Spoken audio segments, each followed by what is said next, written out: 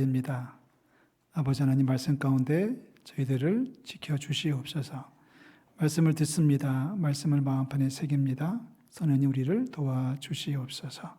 함께하여 주시옵소서. 예수님 이름으로 기도합니다. 아멘. 10여 년 전 태국 치앙마이 라오라는 산쪽을 방문한 적이 있습니다.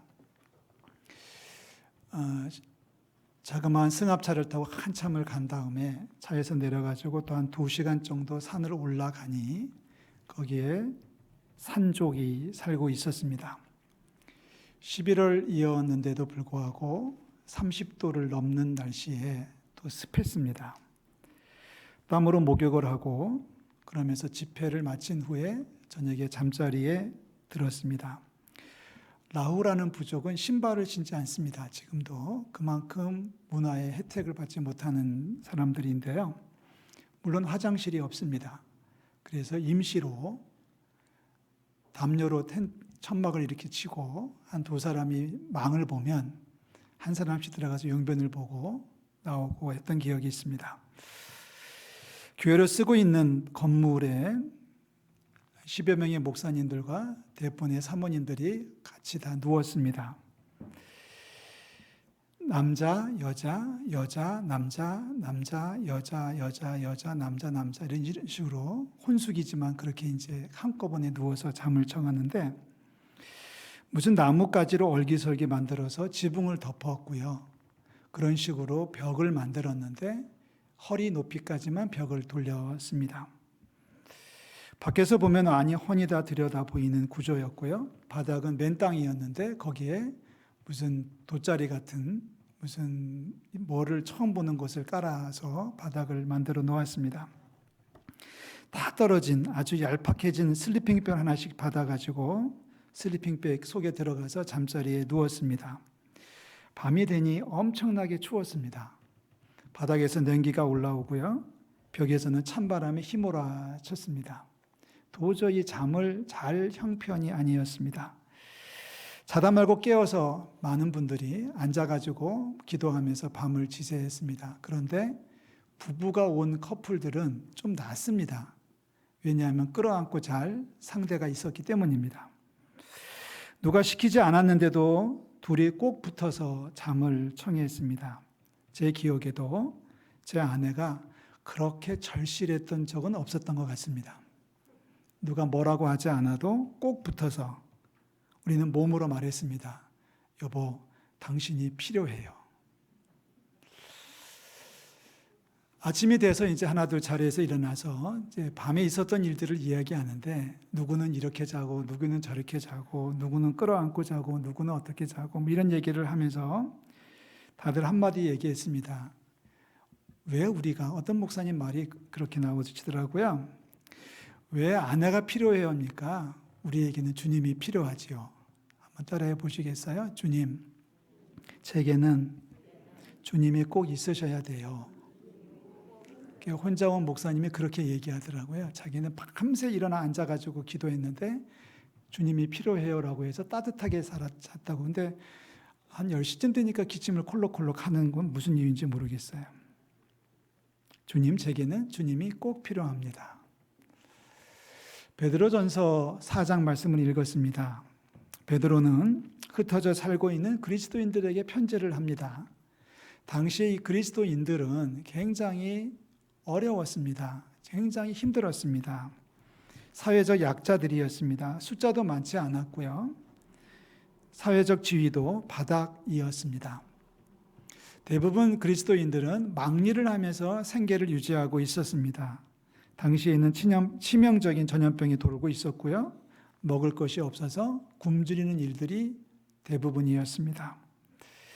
무엇보다도 당시 그리스도인들에게 치명적인 어려움은 예수님을 믿는다는 신앙적 이유였었습니다. 신앙적 이유 때문에 핍박을 당하고 그리고 고난을 당해야만 했습니다. 예수님을 믿는다는 이유 때문에 일터에서 쫓겨나고 체포되어 옥에 갇히고 그렇게 죽었습니다. 바로 그때 베드로가 이 편지를 씁니다.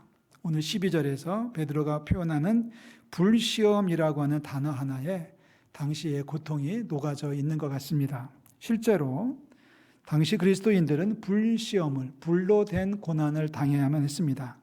불 가운데로 지나가게 했고요. 그리고 불에 태워서 죽이기까지 했습니다. 베드로는 불시험을 당하고 있는 이들에게 몇 가지 교훈을 던져주고 있습니다. 오늘 우리가 읽었던 말씀을 우리가 살펴보면 12절에 이렇게 얘기합니다. 불시험을 당하는 것을 이상하게 여기지 말아라 얘기합니다. 불시험을 당하는 것을 이상하게 생각하지 말아라. 다시 말해서 너희들만 지금 고난을 받는 게 아니고 이미 그렇게 고난받은 사람도 있었고 지금 고난받는 사람들이 너희들 말고도 수도 없이 많이 있다. 그러니 고난받는다고 서러워하지도 말고 고생한다고 슬퍼하지도 말라는 얘기를 하고 있습니다. 코로나19 바이러스 때문에 우리가 지금 1년 반이 되도록 고생하고 있지만 전 세계 역사에 이런 전염병이 돌았던 것이 이번이 처음이 아닙니다. 그래도 감사한 것은 의학의 발달로 인해서 지금 우리는 살아내고 있습니다. 수천 명, 수만 명, 수십만 명이 죽었던 일들이 우리 세계 역사 가운데 여러 차례 있었습니다. 하나님께서 우리에게 필요한 것들을 채우사 건강으로 지켜주실 줄로 믿습니다. 둘째, 베드로가 얘기합니다. 고난에 참여하는 것에 대해서 오히려 즐거워하세요 라고 이야기합니다. 13절 말씀이죠. 오히려 너희가 그리스도의 고난에 참여하는 것으로 즐거워해라. 역설적입니다. 어떻게 고난에 참여하는 것이 즐거워할 수 있을까요? 당장에 먹을 것이 떨어져 굶어 죽어가고 있는데, 당장의 상황이 어려워서 죽겠는데 성경은 즐거워하라고 얘기하고 있습니다. 어렵습니다. 그러나 우리가 성경 말씀을 믿는다면 말씀에 아멘할 수 있기를 부탁을 드립니다. 성경은 고난 가운데 처한 그리스도인들에게 오히려 즐거워하라고 말씀하고 있습니다. 사실 하나님의 나라는 고난 가운데서도 즐거워하고 감사하는 자들에게 주시는 하나님의 상급입니다. 이 고난을 다 이겨나가면 하나님께서 더 좋은 것으로 주시지 않겠습니까? 아무리 힘들어도, 그래서 죽을 것 같은 절박한 상황 속에 처했다 할지라도 주님이 필요해요 라고 고백하는 이들에게 주시는 하나님의 상급이 바로 하나님의 나라입니다. 그래서 베드로는 말합니다. 고난에 참여할 수 있다면 그 자체만으로도 즐거워해야 됩니다 라고 이야기했습니다. 세 번째 14절 말씀이죠. 베드로는 그리스도의 이름으로 치욕을 당하면 복이 있다고 얘기하고 있습니다. 이게 즐거워하는 정도가 아니라 아예 하늘의 복이 임하는 것이다라고 얘기해요.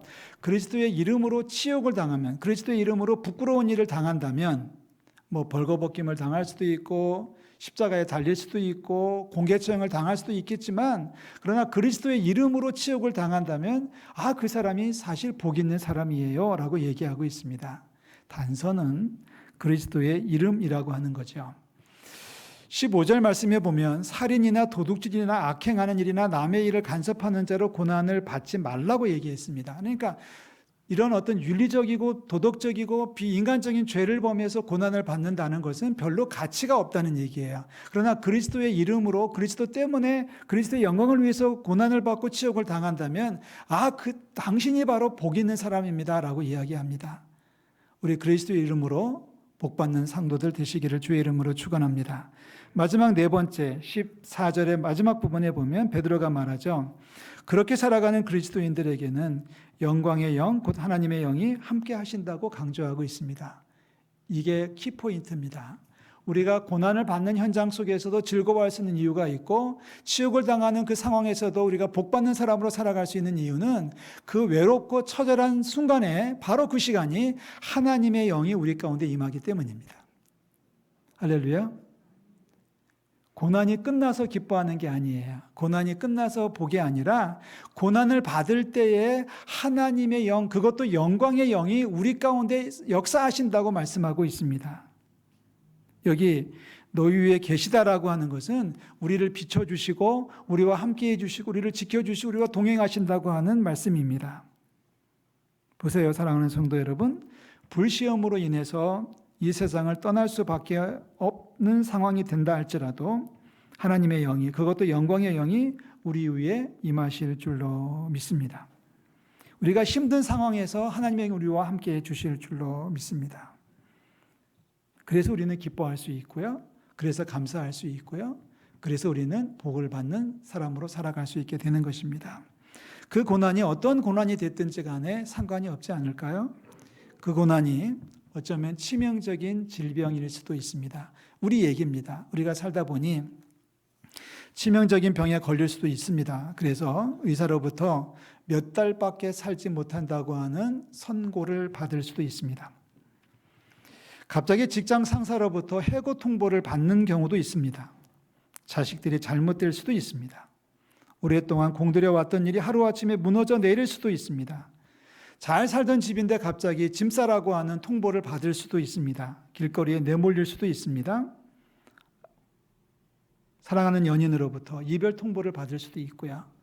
그리고 친구에게 배신을 당하고 평생을 같이 했던 사람들이 등을 돌리고 떠날 수도 있습니다. 이런 것들이 고난이겠죠. 그것이 경제적인 이유든 육체적인 이유든 인간관계적인 문제이든 어떤 것이든지 간에 이런 것들이 고난입니다. 그런데 중요한 것은 이러한 절박한 상황에서 우리는 주님에게 도움을 요청할 수 있다는 거죠. 감사한 것은 저와 여러분들이 가지고 있는 최고의 축복은 힘들고 어려울 때에 우리를 도우시는 주님이 함께 하신다고 하는 필연적 사실입니다. 그래서 우리는 얘기합니다. 이렇게 절박한 상황에 처하게 된다고 할지라도 우리는 주님을 부르죠. 주님, 제게는 주님이 필요해요 라고 말할 수 있습니다. 아시나요? 가장 힘들고 가장 어렵고 가장 외로울 때 바로 그때가 우리에게는 하나님이 가장 필요할 때입니다. 그렇게 고백할 수 있다면 그건 분명히 믿음이에요. 내가 제일 힘들기 때문에, 내가 제일 어렵기 때문에 주님을 떠나는 것이 아니라 제일 힘들고 어렵기 때문에 주님, 제가 주님이 있어야 돼요. 제게는 주님이 꼭 필요해요 라고 고백할 수 있다면 그의 영혼에는 하나님께서 하나님의 영으로 축복해 주실 줄로 믿습니다. 오늘은 교회력으로 성령 강림 주일입니다. 분명히 믿는 것은 성령은 모든 믿는 자들에게 주시는 하나님의 선물이라고 하는 사실입니다. 성령은 우리를 진리 가운데로 인도하십니다. 성령은 우리 안에 거하시며 우리로 하여금 그리스도를 향한 사랑을 지속할 수 있도록 격려해 주십니다. 성령은 우리가 시험 받을 때에 세상 유혹과 의심을 이겨내도록 도와주십니다. 사탄은 우리가 예배하는 것을 방해하지만 성령은 우리가 예배하는 것을 도우십니다. 사탄은 우리를 하나님으로부터 떼어놓으려고 하지만 성령님은 우리를 하나님 앞으로 인도해 주십니다. 사탄은 우리를 불평하게 하지만 성령은 우리를 하나되게 화목하게 만들어 주십니다. 우리가 신앙생활하면서 오해하는 것이 하나가 있어요. 많은 분들이 성령을 이야기하면서 성령을 특별한 사람들이 특별한 경우에 특별히 받는 능력이라고 생각합니다. 특별한 사람들이 특별한 경우에 특별하게 받는 능력이 바로 성령이다라고 생각하는 분들이 계시는데 저는 받아들이지 않습니다. 그런 분들은 얘기하죠. 성령 받으면 방언을 하고 성령 받으면 하늘이 떠나갈 것처럼 뭐 큰 소리로 기도하고 밤을 새도 끄떡없고 성령 충만한 사람들은 항상 웃으면서 싱글벙글 살아갑니다라고 말하지만 그게 전부가 아니거든요. 성령은 특별한 사람에게 주시는 특별한 능력이 아닙니다. 성령은 모든 믿는 자에게 주시는 하나님의 선물입니다. 특별한 사람에게 주시는 특별한 선물이 아니라 저나 여러분이나 오늘 예배하는 모든 분들이 주님을 그리스도라고 고백하는 모든 분들이 동일하게 얻어질 수 있는, 취할 수 있는 하나님의 선물이 바로 성령이에요. 성령님은 우리 옆에 항상 계십니다. 오늘 사도 베드로가 선포하는 말씀을 기억하십시오. 고난받아도 즐거워하세요? 치욕을 당해도 복을 받는다고 생각하세요? 왠지 아십니까? 바로 하나님의 영이, 그것도 영광의 영이 우리 위에 임하시기 때문입니다. 누구 위에 임해요? 누구 위에 임해요? 내 위에 임하시는 줄로 믿습니다. 지금은 모를 수 있어요. 지금은 모르고 지날 수 있습니다. 그러나 필요할 때, 결정적일 때에 성령께서 우리를 지켜주시고 축복해 주실 줄로 믿습니다. 코리텐붐이라는 여자분이 있습니다. 네덜란드 여인인데요. 2차 세계대전 중에 유대인을 숨겨주었다는 이유 때문에 독일 군인들에게 체포가 돼서 감옥에 갇혀서 오랜 시간을 고생을 했습니다. 당시에 독일군에게 잡혀서 포로가 된 사람들은 정말 살아나오기가 어려웠던 시절입니다. 특별히 여자 죄수들은 감옥 안에서 성폭행을 당하고 고문을 당하고 소리 없이 죽어갔습니다. 코리텐분과 함께 감옥에 들어갔던 친언니도 그렇게 폭행당하고 고문당하고 죽었고요. 사촌들도 그렇게 폭행당하고 고문당하고 죽었습니다. 다행히 코리텐붐은 죽지 않아서 고향으로 돌아왔습니다. 얼마 후에 코리텐붐이 어느 교회에서 말씀을 인도하고 있었습니다. 한참 하나님의 말씀을 전하고 있는데 바로 저 자리에 그놈이 앉아 있었습니다. 그놈이 자기를 성폭행하고 언니를 그렇게 학살했던 바로 그놈이, 독일군 그 녀석이 앉아 있었습니다. 코리텐붐은 말씀을 마치고 그 독일군 병사한테 가서 손을 내밀고 악수를 청합니다. 나는 당신을 용서합니다. 주님이 나를 용서하셨기 때문에 나도 당신을 용서합니다. 이 코리텐붐이 어렸을 적에 있었던 한 이야기가 감동적으로 들려오지 있습니다. 어느 날 어렸을 적에 코리텐붐이 아빠에게 물었습니다. 아빠, 세상 살다가 힘든 일을 당하면 어떻게 하죠? 세상 살다가 힘든 일을 당하면 저는요, 하나님을 잊어버릴 것 같아요. 살다가 어려운 일을 당하면 예수님을 잊어버릴 것 같아요. 투정하는 딸을 보면서 아빠가 지혜롭게 대답을 합니다. 뭐라고 대답해야 될까요? 아빠가 하는 말이 있습니다. 그런데 말이다, 코리야.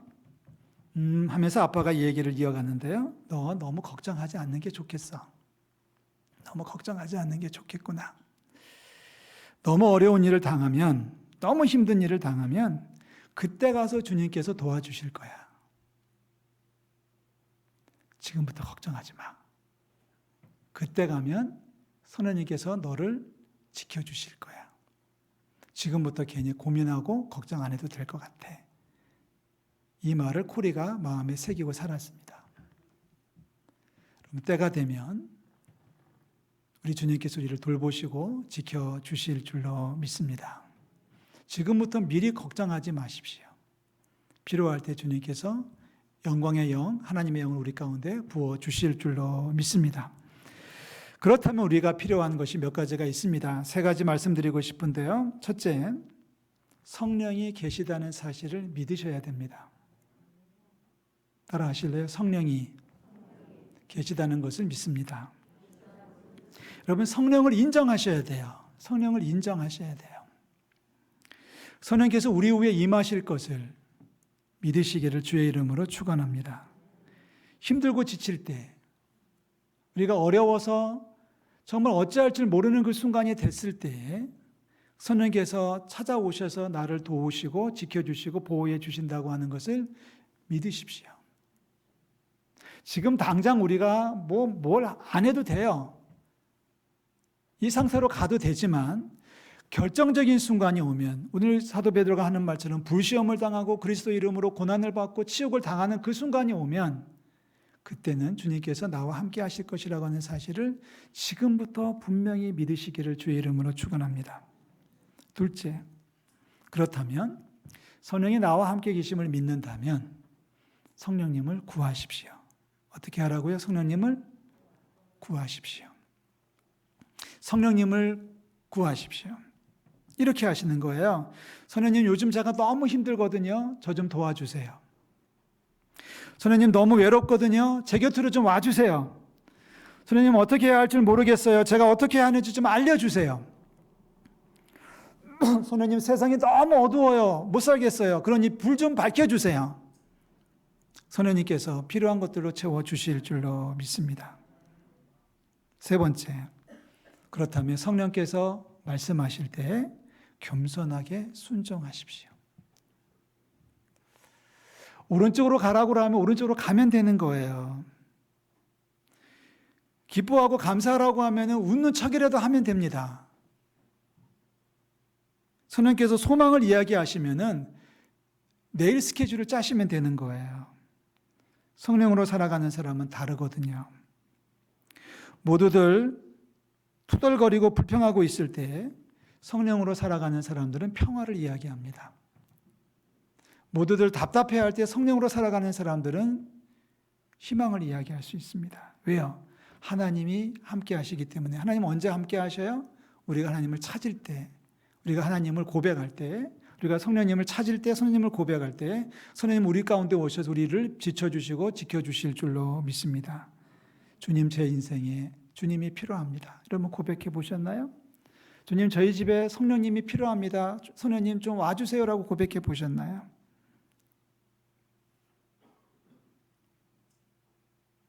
작가 이혜령 교수가 쓴 책 가운데 아들이여 이 사날이라고 하는 책이 있어요. 아들이여 이 사날을. 그 책에 보면은 시골 할아버지가 한 분이 등장합니다. 이혜령 씨가 얘기하는 중에 이제 예를 들어서 무슨 이야기를 에피소드를 전하는 중에 시골 할아버지가 등장하는데 이 시골 할아버지는 수염이 이렇게 길었어요. 뭐 배 있는 데까지 내려왔다고 할까요? 수염이 엄청 길었습니다. 이 수염을 이제 잘 다듬어가면서 살고 있는 할아버지인데 어느 날 길거리에서 그 마을에 살고 있는 꼬마 녀석 하나가 할아버지를 만났습니다. 그리고 할아버지에게 평상시 궁금했던 것을 하나를 물어보네요. 할아버지, 궁금한 게 하나 있는데요. 제가 물어봐도 돼요? 그랬더니 할아버지가 그래라 하고 허락을 했습니다. 그랬더니 꼬마가 호기심이 잔뜩 어린 눈으로 입을 엽니다. 할아버지, 근데요. 할아버지는 주무실 때 수염을 이불 속에 넣고 주무세요? 이불 속에 빼고 주무세요? 할아버지 주무실 때 이 수염을 이불 밖으로 빼놓고 주무세요? 이불 속에 넣고 주무세요? 할아버지 생각을 해본 적이 없잖아요. 그러니까 할아버지가 지혜롭게 대답합니다. 야, 잘 모르겠는데 내가 오늘 밤 자보고 나서 내일 얘기해 줄게. 이 이야기가 우리에게 던져주는 교훈은 있습니다. 우리가 너무 생각 없이 살아가고 있지는 않은가 하는 겁니다. 자, 성령 이야기를 하고 있어요. 이 꼬마 녀석의 야릇한 질문을 그대로 우리가 배워서 목사로서 이렇게 질문을 던지고 싶습니다. 사랑하는 성도 여러분, 여러분들은 과연 성령의 사람입니까? 아니면 성령 없이 살고 있는 그저 그런 사람입니까? 다시 한번 말합니다. 성도 여러분, 여러분들은 성령으로 살고 있습니까? 아니면 성령 없이 살고 있습니까? 분명히 말하지만 성령은 모든 믿는 자들에게 주신 하나님의 선물이라고 했습니다. 그러니까 우리가 지금 성령 없는 분은 한 분도 없어요. 근데 내가 모르고 살아가는 거예요. 내가 의식하지 않고 살아가는 거고 내가 인정하지 않고 살아가는 겁니다. 마치 그 할아버지가 수염을 이불 속에 넣고 자는지 밖에 빼놓고 자는지 생각해 보지 않은 것처럼 우리는 성령을 생각도 안 해보고 그냥 살아가고 있다는 얘기예요. 내가 지금 성령으로 살고 있는지 아니면 내 마음대로 살고 있는지 이제 촉구합니다. 대답할 수 있어야 됩니다. 성령으로 살아가시기를 주의 이름으로 축원합니다. 성령이 계시다는 사실을 믿으십시오. 그리고 성령님이 필요하다고 하는 사실을 인정하십시오. 그리고 성령님 말씀하시면 순종하십시오. 그게 성령 충만입니다. 하루 24시간 가운데서 몇 시간만 성령님의 필요를 인정하는 게 아니라 하나님, 주님, 성령님, 제 인생에 성령님이 필요합니다. 제 인생 모두에 성령님이 있으셔야 됩니다라고 고백한다면 성령이 충만한 사람이에요. 직장에 나갔을 때만 성령이 필요한 게 아니고요. 친구를 만날 때만 성령이 필요한 게 아니라 하루 24시간, 일주일 7일이 1년 360일 내 인생 전체가 무덤에 들어가는 그날까지 모든 순간순간이 하나님의 영을 필요로 하는 사람들이 성령의 사람입니다. 세 가지 다시 한번 반복합니다. 성령님을 인정하시고 믿으십시오. 성령님을 구하십시오. 성령에 순종하십시오. 성령의 도우심에 힘입어서 세상을 넉넉히 이기는 우리 성도들 되시기를 주님의 이름으로 축원합니다. 다 일어나시죠. 마지막 찬송 191장을 찬송합니다.